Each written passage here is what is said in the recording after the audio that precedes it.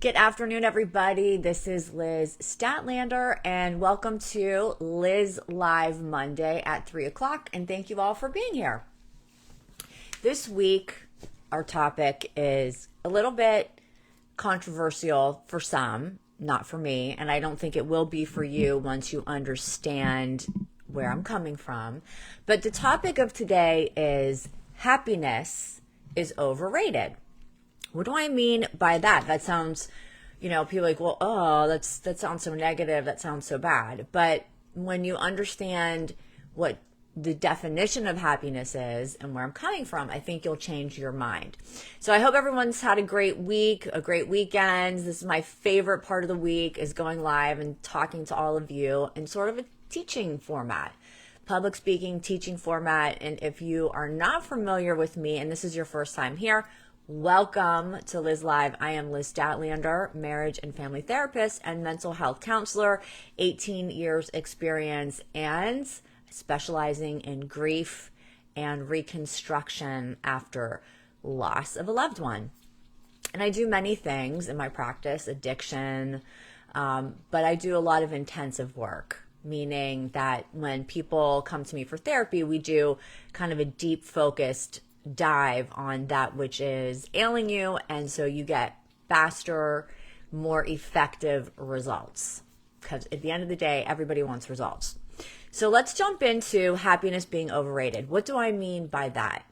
So probably everybody watching, I know for myself, throughout my lifetime, I have been asked the question, are you happy, more times than I would like to recall. And I always disliked that question. And whenever people asked it to me, I felt really uncomfortable. And I never really understood why until many years later. Why does it make me feel so uncomfortable when people ask me if I'm happy? And usually people ask you that when you're in a new relationship, or you're in a relationship and you're considering marriage or moving in with someone, or you're looking for a new job, or some kind of change happened in your life, or you make some bold move and people, are you happy? Are you happy you did that? And it's always annoyed me. And it took me many years to figure out why. And the conclusion I've come to after doing this work for almost 2 decades is that happy, the way we use it, are you happy? People ask it in a broad context. Again, like, oh, you got the new job, you moved to a new state, you made some major change, you're in a new relationship, or, you're discussing a relationship or something in your life with someone, and they go, oh, were you happy? And inside my soul, oftentimes I felt conflicted about that question, because on one hand, I knew that I experienced happiness in my life quite a bit, but I never considered myself fully happy all the time. And I'm not a depressed person. If anybody knows me, I'm really quite the opposite. Have I been depressed? Of course, I'm human. I've gone through all the human states of emotion. But being happy is an experience, and it's a state of being. And look it up in the dictionary, which is what I did before the show, because I want to make sure that I'm on target here. And happiness is fleeting. It comes and it goes. It comes and it goes.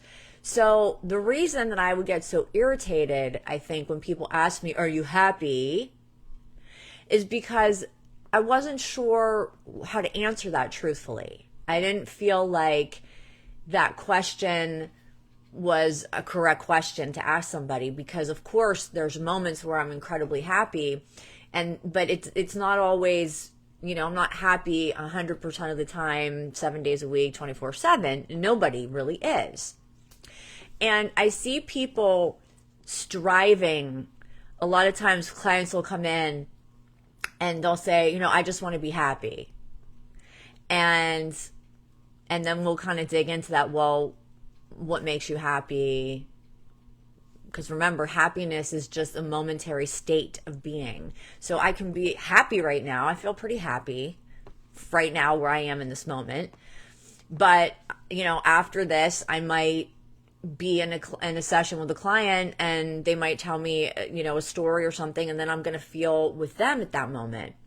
So because we're always striving, we're always evolving, if we're just chasing happiness, what we're really doing is just chasing a moment instead of chasing a bigger landscape and a bigger picture that's going to keep us maybe satisfied, content, grateful, all the other things that are more reasonable because they are bigger, long-term states of being.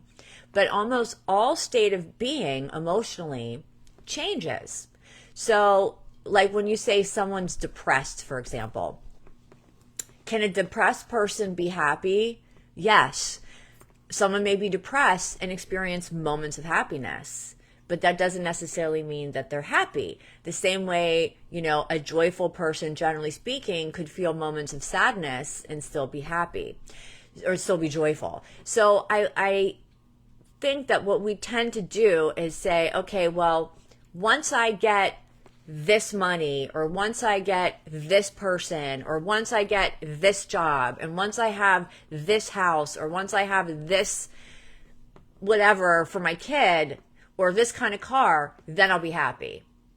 And this is chasing air, right? What happens if we chase air? Well, you can't chase air, right? You can't even see air. So you can't chase it. So when I say happy, chasing happiness is like chasing air, chasing your tail, it's a fool's errand. It's something you can't do. But we've been told and conditioned to believe that if we strive for these exterior things, then we will be happy. And then we get those things and we're not. And why is that? This is the human condition. This is a human condition. So what we're really trying to master in life is a moment of, it's a state, I believe, of peace, satisfaction, and you could use the word content. I've looked up contentment, and it's a state of satisfaction. So all of these words that we chase, happiness, satisfaction, contentment, blah, blah, blah, blah, blah, all of that stuff, they're emotions, and emotions are temporary. They come and they go, whether they're good emotions or they're bad emotions. So when people are severely depressed or incredibly anxious and they're chasing a moment, they're chasing happiness, they're going to have a really hard time, because you could be happy for a minute and your anxiety might calm down, but it's going to pass. And then you're going to be back to your anxious self, back to your depressed self. So why am I talking about this? Why is this important? Because as a therapist, first of all, I think when people come in to see me, or anyone who's watching this, whether you're grieving someone, or you are in the middle of a divorce, or you're struggling with addiction, whatever it is, when people, or you just come to me because you don't feel happy, we have to figure out first, what are we going after? What's the goal? What are we looking for? And I think most often people have no idea. I just want to be happy. Well, that's not a very good goal, because happiness comes and goes and comes and goes, right? It's almost like saying, I'm happy when I dance. For example, I'm a pro-am ballroom dancer. I love to dance. When I am dancing, I am beyond happy. I am joyful. I am in alignment, and I think about nothing else but dancing. And if I could bottle this feeling that I get when I'm dancing and sell it, I would.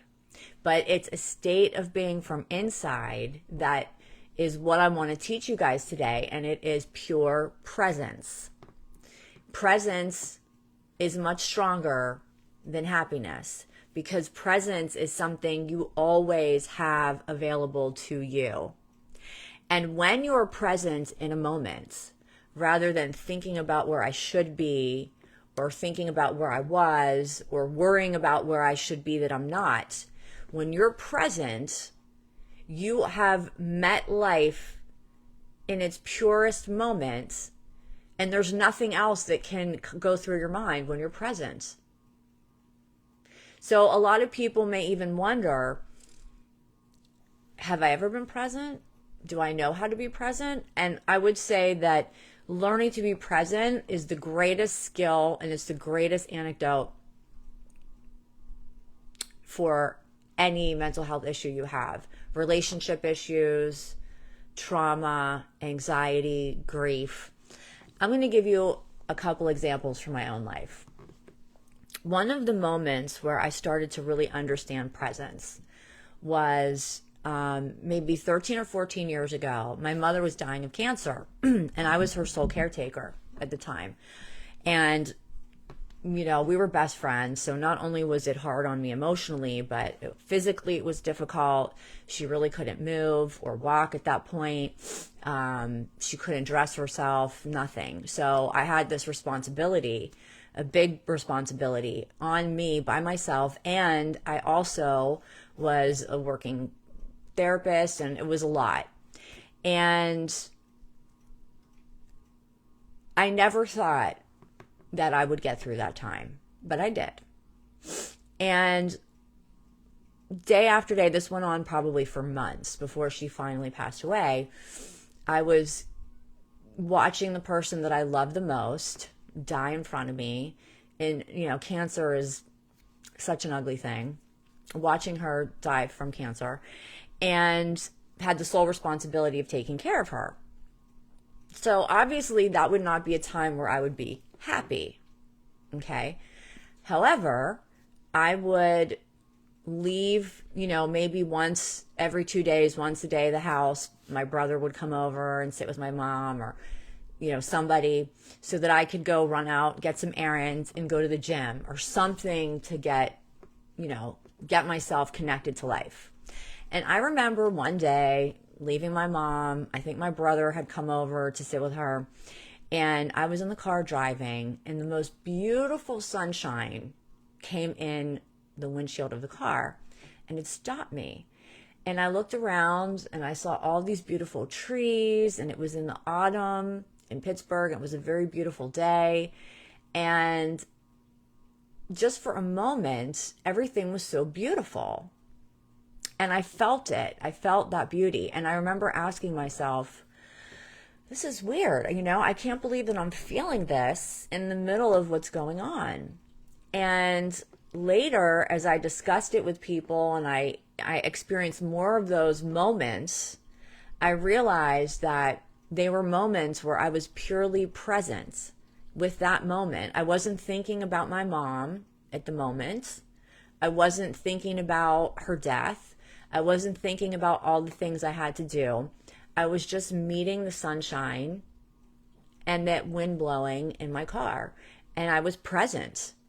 And when you are present and really connected and alive to the moment, you won't experience any other emotions. And it's a real gift that we have that most people do not know how to access. And we have been taught the opposite. We have been taught work hard, stay busy, distract yourself, do a million things at one time, carry your phone with you everywhere, make sure you respond to every text, constantly scroll, constantly watch a TV show. To sit in silence and just be present in a moment is not something that we're taught to do. And it is a skill, I believe. And it's not something that's really pushed in society. It's not really talked about. Like, think about the things that are talked about in society. They're all exterior things, making money, making your exterior look better. And look, I'm all for those things. I'm not against those things. I do them, right? But what's going to bring me joy is presence. And joy, I think, if I had to define joy, it's deep gratitude and presence in a moment. And no matter what is going on in your life, I promise you, you can access presence. And when we are going through the hardest times of our life and we are consumed with sadness, anxiety, worry, all those things, those negative emotions that we go through are taking us away from the present moment. They're taking us into a catastrophic future, the mistakes that maybe we made or decisions we wish we hadn't made in the past, or gee, I wish I was like I was 10 years ago. All the things that we humans think about, they're never in the moment. They're always taking us somewhere else. So when a person can learn to meet the moment and learn to be present, it is the healthiest, most transformational state of being that you can access, I promise you. So I've been working with my clients a lot lately to teach them how to become present in the moment. And we can all do it. It's not that hard. It's just something we pass over. And probably, in fact, definitely, anyone watching this, anyone who breathes air and is alive on this planet, has definitely had moments of pure presence. And you'll probably think back on those moments as like, wow, that was an incredible moment. And usually we become present automatically when we are aligned with our true self, doing something that we really, really love. And often, it might be very often by ourselves. It can be with other people, absolutely. You can have a moment maybe with your whole family and you're all together somewhere and you're just noticing how beautiful your family is and how grateful you are for them in your life. That's a moment of presence. You're not thinking about, what they're doing or what you're doing or what's going on tomorrow or what happened yesterday. It's now. Now, now, now, now, now. And now is all we ever have. Because if I pick up and go live tomorrow at 3:00, what's been said today, it's gone, right? It's on a live stream. It'll be there for you to access. But the now moment of right now, of whoever's here with me, you're present with me right now, and I am present with you. And there's nothing else I'm thinking about. And hopefully, I'm the only thing on your mind right now, what I'm saying. But more than likely, we're all spinning off into different things. As a therapist, for as many years as I have been, I have had to learn, I've been trained by a military to be present. Because no matter what's going on in my life, good, bad, ugly, doesn't matter. I must be present with my clients. That's the job of a good therapist. We must learn how to be present with other people. And when you're present, you're not judging someone. You're not reacting. You're just in a moment with somebody. That's it. And we have been conditioned to do the exact opposite. We've been taught to judge, quantify, categorize, label, organize, separate. And when we do all those external things, those things moving outward, we're not present. We're just not. People who are artists, athletes, dancers, speakers, I believe those people really know how to be present. I would assume surgeons are really good at being present. They can't bring into the surgery room the fight they had with their wife last night or the problem their kid's having at school. They have to come in and be present with the patient in order to save that person's life. That's presence. That's real presence. Presence can be, it isn't happy or sad per se. It can be anything, right? So for me, I feel very alive and very present right now because I love to teach and I love to speak publicly and I love helping people. So I'm aligned right now with my core values: helping others, sharing knowledge, sharing experience, and sharing my skills. I love that. So I'm not thinking about anything but this right now. So think about some of the things that you just love to do. Anything. It could be taking a walk. It could be being with your pet, being with your loved one, cooking, arts, sports, anything. Literally, it could be anything, but it has to be something that you love, because when you connect into that, you are alive, connected, and present. If you are sitting, for example, let's say, we all had to take classes in school that we didn't like. I know I did. I hated mathematics. I was no good at it. I didn't like it. It was boring to me. I had no interest. So when I was in math class, whatever age I wasn't present. I was off doodling on my notebooks, probably passing notes, thinking about a boy or something like that. I was not present because I wasn't interested and I disliked it. So I would go somewhere else in my mind, right? But when I was in a class that I loved, like U.S. history or social studies or English lit, I was present with the teacher. I was listening and just present. No other emotion per se. And when we're present, we could be joyful. We could be grateful. We could be sad, perhaps, but we're alive and we're connected. When I look at actors and actresses, really good ones, I am amazed by their ability to not only be present with themselves, but their presence to be another character. I mean, that's like next level presence, but they are, quite brilliant at that. I know when I'm performing in my dancing, or even when I'm practicing, there's nothing on my mind but pure presence. So I would love for everybody watching right now to think about, and I always love for my viewers to have a little notebook with them. And yes, I like writing with a pen because it sticks in the brain better than when you're typing it.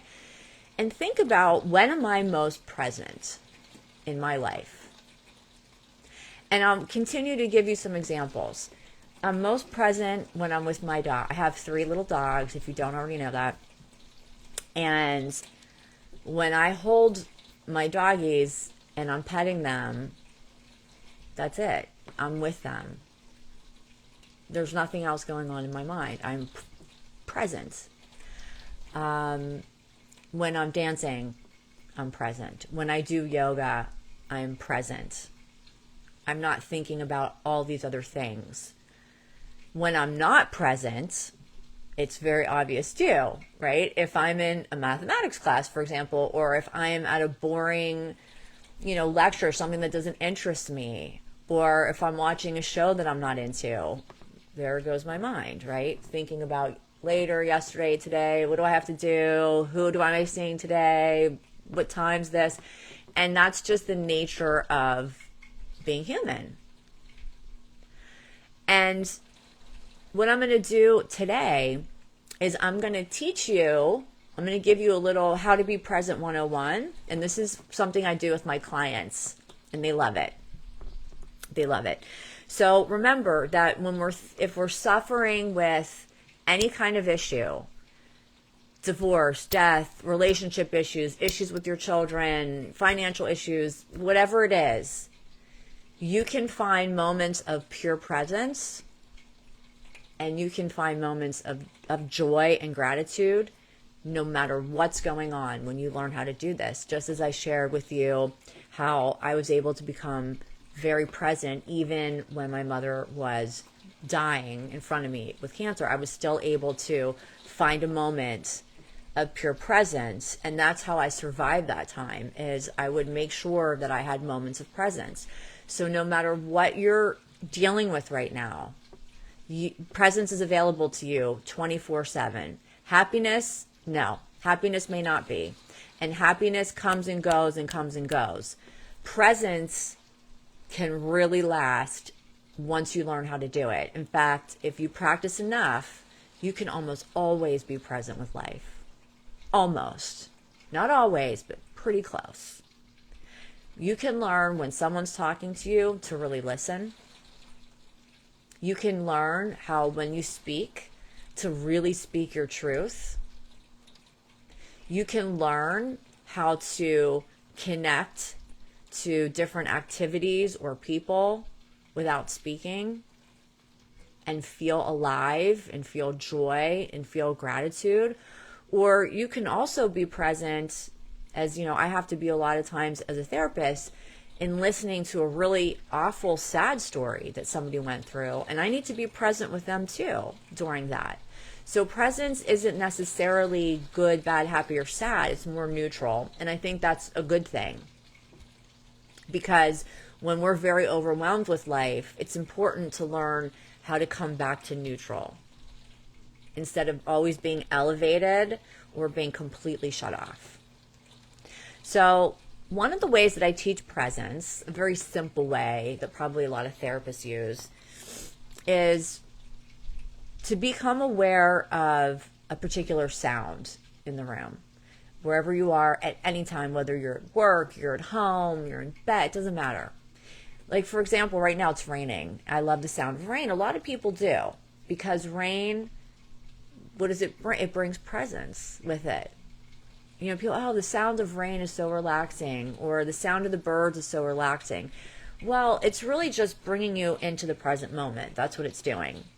So when it's raining, if I wanted to right now, I could just close my eyes and focus on the sound of the rain and just say to myself, I am present in the now moment with this rain, and just focus on it. So I want you to focus on a sound. It could be the sound of my voice. It could be the humming of an air conditioner, or, you know, even a little bit of music, whatever. And just be present with it. Another way I teach presence to my clients is I will light a candle, and I will tell my client to, for the next 30 seconds, I'm going to handle the timing. I want you to just stare at the flame. And you can do this at home. Just light a candle, in a quiet room, and just stare at the flame. Become present with it. And when I do this with my clients, afterwards, we'll do it a couple rounds of 30 seconds, and then I'll say, okay, tell me what you noticed. And when you're present, you notice everything. They will say, oh, well, I noticed a little bit of, smoke coming off, and I noticed different colors in the flame, and I noticed a little bit of heat, and I noticed it moving with the wind. You will see, when you are present, you are so clear. And that's when the best ideas come to us. That's when our whole body is at peace. And if you can tell, I love teaching presence. I love it. You can be present not just with weather. Let's talk about being present with yourself. And this is the most important thing to learn, that nobody knows how.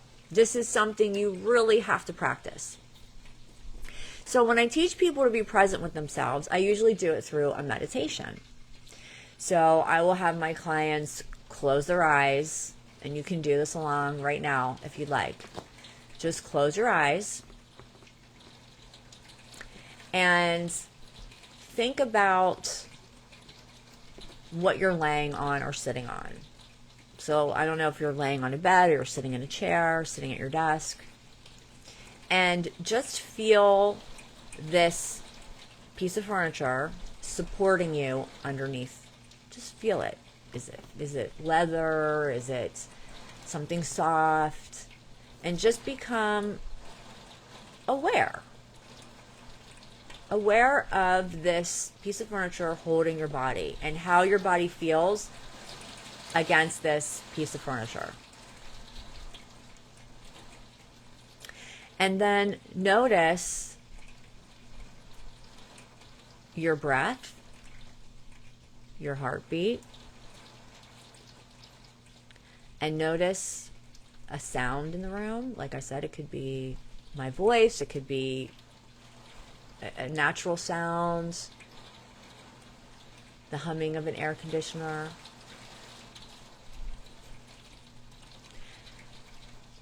And now I want you to kind of scan your whole body. So we're going to start at the top of your head. And if you can keep your eyes closed, that would be great. You don't have to, but that would be great. And just put your awareness on the top of your head. And just notice what you feel. And keep moving down. Let's go to the throat, our communication center. And let's just use our awareness and place it on our throat. And just notice. Is it scratchy? Is it tired? Is it sore? Does it feel great? And then let it go down, your awareness, and let's put our awareness in our heart space. This is so powerful. And when we put our awareness on our heart space, we can feel everything.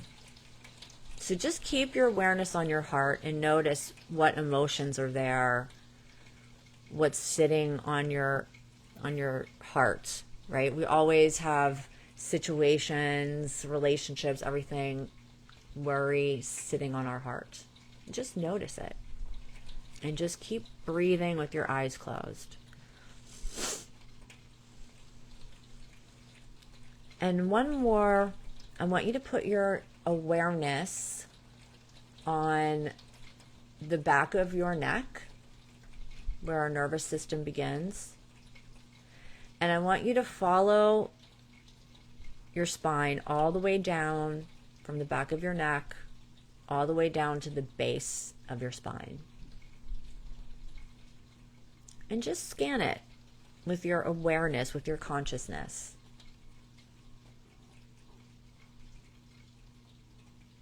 And then go ahead and open your eyes. And you might want to write down what you noticed. And presence can be so powerful that when I do this with people, they will just start crying in session. Uncontrolled. They won't know why.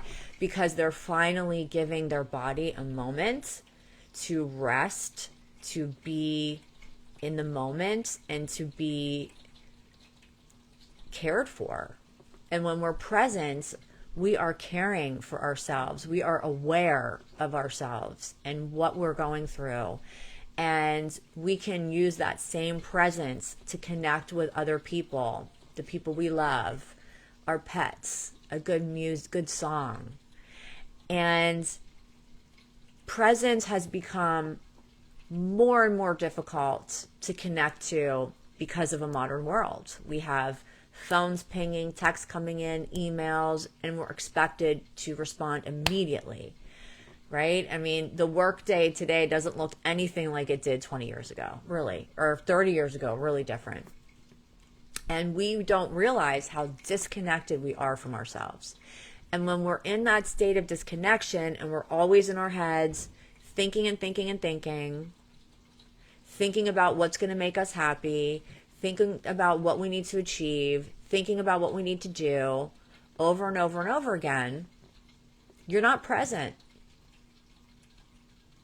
And the more you're not present, the more anxious you're going to be, and likely the more depressed you are going to become.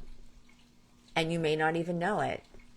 And when you start to learn how to really ground yourself in time and space, in the present moment, and you get good at it, you will start to realize how not present most people are.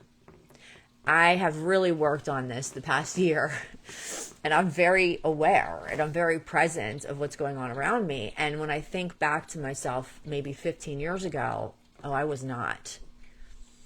I thought I was, but I wasn't. And now that I've really worked on this, so religiously for a year about being present, not reacting, and I look at people around me, it's like, whoa, I mean, everybody is running scared from themselves. And chasing happiness, right? So when I say happiness is overrated, I say that tongue in cheek because, of course, a state of elation, a state of joy, a state of satisfaction is wonderful. I'm not saying happiness is bad or doesn't exist, but when we're focused on being happy and we're chasing happiness, you're missing the whole point. You're missing the present, the moment. You're missing you and the world around you because you're so in your brain overthinking, which we call the beta state. In neurology, it's considered the beta state, when you are constantly thinking and in thought, which most of us are, responding, taking calls, responding to texts, responding to emails, thinking about this, thinking about that. We're not present, we're not aware, and we miss all kinds of things. I remember when I was in grad school, I was finishing graduate school, I was working full time, and then I had a part-time job working for this therapist who lived near my school. And I used to go in for a couple of days and do her billing. And I was really fast because I was always moving fast, because I was always in a hurry, because I had too many things going on in my life and I was not present. So, of course, I didn't know that. So she said to me, my God, I've never had anyone do my billing so fast. You know, you're in and out in an hour and done. And I'm like, yeah, you know. And she started catching like little mistakes that I was making. And I cost her a little bit of money once because I didn't bill something correctly. And she said, Elizabeth, you know, you're really good at what you do and you're fast, but you're so fast, you're not present and you're making mistakes. And I was so offended, you know, back then. And thank God she said that to me because it really kind of woke me up. And I was like, right. Because when you're in your head and you're in the beta state and you're juggling a million things and you're not present at all in yourself, you miss everything. You're not going to hear the birds chirping. You're not going to see the sunshine. You're not going to hear the rain. And I'm sure this is something that people have heard a million times, but I wanted to present this topic in kind of a edgy, tongue-in-cheek way that happiness really is overrated. Presence and peace is where it's at. And you don't need anything to get present. You don't need to buy anything. You don't need to achieve anything. You don't need to go anywhere. It's in you. It's our natural state of being. Like, I bet if there was some way to take a person and strip them of all their thoughts and allow them to just be, we would be so brilliant and so aware and so kind, because we wouldn't be preoccupied with this, you know, world around us, which is pretty intense right now. So I want this show today to be a lesson that you can go back to over and over and over again to discover what helps you become present. You know, we talked already earlier about, you know, certain hobbies, music, silence, closing your eyes for 10 minutes. We did a little exercise about just closing your eyes and scanning the body, or closing your eyes and focusing on one sound, or, you know, holding your pet. You know, my dogs bring me back down to earth, right? If I've had a really busy day and I'm juggling 20 things, when I hold my little doggy, I'm present. And presence is much more, I guess, satisfactory than happiness. Joy, I believe, is a deeper state. It's like happiness on steroids, but a deep inner feeling, right? And we can have more joy when we are able to be, you know, aware and present with the moment. And I think being present also benefits the world around you. It benefits the people that you're close to, because when they're sharing with something with you, you're there. You're not thinking about, what am I going to say next? Or like, if you have a lot of thoughts like I do, I'll be like, I scan naturally. My brain kind of like scans anyone I'm talking to. From being a therapist, I'm always observing people's body language and behavior and so on and so forth. And I have to learn how to shut that down and shut that off so I can be present. And when you start working at this and getting really good at it, you're going to have access to so much more knowledge and so much more knowing of yourself and other people in the world around you. And life will automatically become a lot more joyful, because nothing can get in the way of presence. Is pure. It's totally pure, and it's neutral, right? So it can go with happiness, or maybe you can be present with someone or something that isn't joyful or happy, but it's important, right? So another example I give my clients a lot is, I'll say, okay, what if you came to therapy with me and the whole time I was staring at my phone? I hope you would never come back, right? Because the therapist must be present with the client. And I've had clients tell me that their therapist fell asleep on them, rolled their eyes, I answered a telephone, sent a text. To me, that's unacceptable, right? When you are in therapy, somebody is paying me to be present with them. You don't want to waste your time and money on a therapist who's not present with you.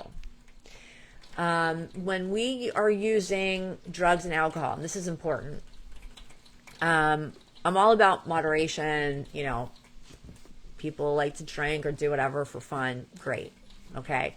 But when we are using drugs and alcohol and, habitually a little too much, and we're becoming dependent on it, it actually completely will disconnect us to the world around us, which is why ultimately we use drugs and alcohol, right? We use them to calm our nervous system down.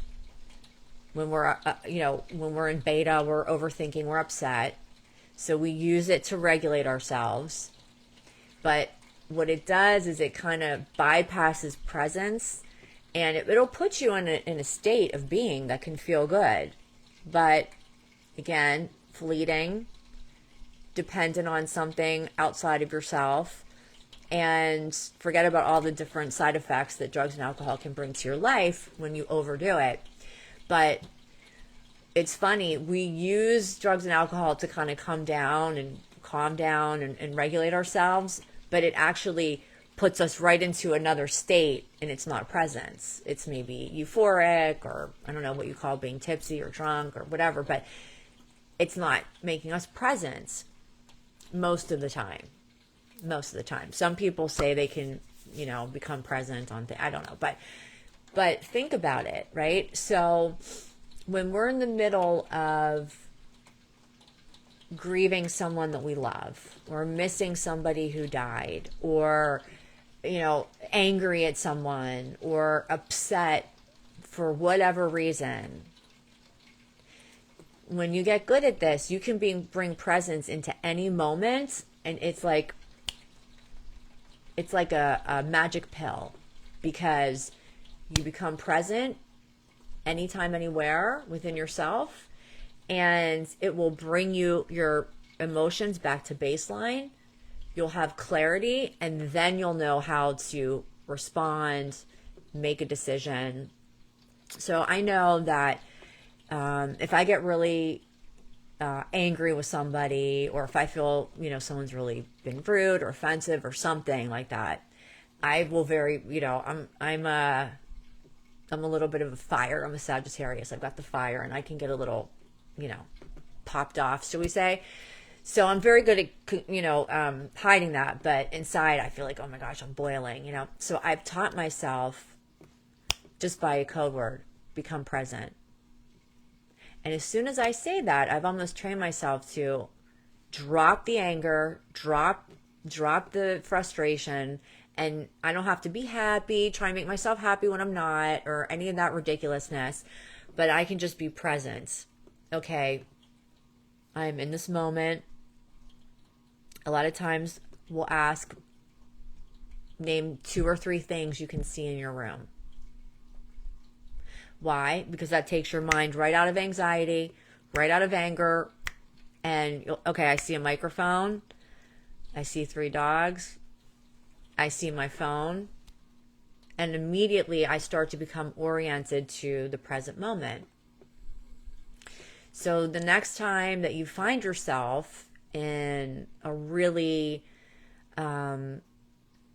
depressed moment, or really, really anxious, or really angry, any kind of emotional escalation, even, you know what? You could even use it when you're tired.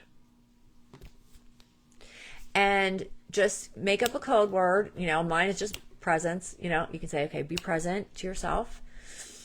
And just start to notice what's in the room around you, what sounds you're hearing, what colors you're seeing, what you're smelling. Just go to your 5 senses, and that often will pull us right back into the moment. And then from there, we can start assessing, okay, right now, nothing's happening, right? Because when we're upset, we always think something has to be done, or something's happening right now, or we have to do something, or something's going to be a catastrophe. And that's almost never the issue. So when we become present, we're also telling ourselves nothing needs to be done right now. Everything's okay right now. That's all we have. Now. So even if you get bad news, okay, right now, nothing's happening. I'm sitting here and I'm listening to it. I'm opening up to it. I'm becoming present with this news and present with the way I'm feeling, instead of that forcing myself to be happy when I'm not. I won't do that anymore. Or forcing myself, yay, when things are not going so great. To me, that's almost making it worse. And it puts, people, oh, just be happy. And, I just want to say some choice words. Nobody really when you're upset, you can't just flip to happy, nor should you put that pressure on yourself. So when you're, another thing I teach in my therapy is a lot of our angst in life comes from trying to force ourselves to be happy when we're not, or forcing ourselves to be okay with something that we're not okay with. We're allowed to have emotions. We don't have to bypass them all to be happy or to be good. No, we are allowed to be present with ourselves. We deserve that from ourselves. We deserve the right to be present with our feelings. And I tell my clients, imagine you're an open portal, and when you're feeling a strong emotion, anger, sadness, whatever, feel it. Be an open portal. Let it pass through your whole body and out, because emotions like happiness are just temporary. That's it. They're not permanent. Presence, on the other hand, present awareness is permanent, available. It is what being human is all about. And it's not abandoning yourself when you're going through feelings that are maybe not pleasant. An example I gave to my client the other day was, she was telling me that she's a lot of anxiety, and she was telling me how a lot of her anxiety comes from her trying not to feel anxious. And she's got a lot of things going on in her life that are pretty serious. And when she gets upset, she fights with it. And she's like, oh, I shouldn't be upset. I can't be upset. I need to be happy. I need to be grateful, blah, blah, blah, blah, blah. And then that doubles and triples the anxiety or whatever feeling you're having, because you're trying to force it away. So I said, imagine if somebody was holding a pitcher of water on your head like they were going to dump it. wouldn't it be easier to just let them dump the water on your head and let it pass through you instead of trying to figure out how to stop them, right? And once the pitcher's empty, it's done. Instead of trying to fight it and push it away and figure out some way, like put your hands up, it's just going to make it go all over everywhere. So when we let those emotions, we're present with it. Yes, I'm anxious right now. I know nothing's happening in this moment, but I'm feeling anxious. Open up the portal. Say, I allow it to pass through me. Let it feel it for a minute or two, and you'll see it will just go away. This is presence. Being present with yourself, not erasing your own emotions and not partaking in the narrative that we have to be happy all the time and we should never be sad, and all those BS lines that we've been taught. We are human. We are emotional beings. Nothing's going to change that. But presence can make it a hell of a lot easier, for sure. So I would say, to wrap it up, happiness is overrated. Presence is underrated. Happiness is fleeting. It's not bad, but it's temporary and fleeting, like all emotions, where presence and awareness of the moment is always, it's all we have. Now, now, and now. Tomorrow at 3:00, you're going to have that moment, that now. Everything else is in the past or a future that you're creating that hasn't happened yet. There's so many fun things and fun ways to teach presence and to learn how to employ true human, spiritual, it could be spiritual or human presence in your life. It's really human. And if it's something that you'd like to learn, I hope you'll reach out and set a session up for yourself. I love teaching it. And I'm probably, by popular demand, all my clients are asking me to create an online course on presence, so I may do that. But just before we leave, remember that when you're feeling intense emotion and it's sad or it's something that you can't just switch to happy, that's good. That's being honest and true to yourself. So you're allowed to open up this imaginary portal when you have unwanted emotions. Let it pass through you, because all emotions are temporary, including happiness. Comes and it goes, comes and it goes. We can access presence and begin to practice presence at any time, literally 24 hours a day. You need no other person or no other thing to access presence. It's just awareness of self. We can, I think it's easiest to just close our eyes and focus on one of our senses: sound, smell, sight. Like if you want to imagine a color or something, just use your senses with your eyes closed and focus on one thing. You can also focus on your heart space, your breathing. Me personally, I don't like focusing on my breathing for some reason. So I like to imagine colors that soothe me. Like I like purple or white light. I just imagine that that's surrounding me, and it brings me right back to my true self, to my baseline. And when you get really good at this, somebody could scream in your face and call you all kinds of names, and you're not going to react, but you'll be very aware. That's how powerful learning to be present is. So, that being said, I have some allergies. I apologize if I keep sniffing or if my eyes feel kind of watery, but I'm having a little allergies today. But I could talk all day about this, but I'm so glad that you guys were here today with me for this. Instead of the pursuit of happiness, let's pursue presence, because with presence are many gifts. Happiness is just one of them. Peace, joy, gratitude, just pure awareness. It's really beautiful and really special. Think about things that bring you into the present moment. For me, it's ballroom dancing. It's also being with my pets. It's sitting in the sun, watching the ocean, watching the rain. I love being in nature. You know why? Because it's quiet and it brings me into the present.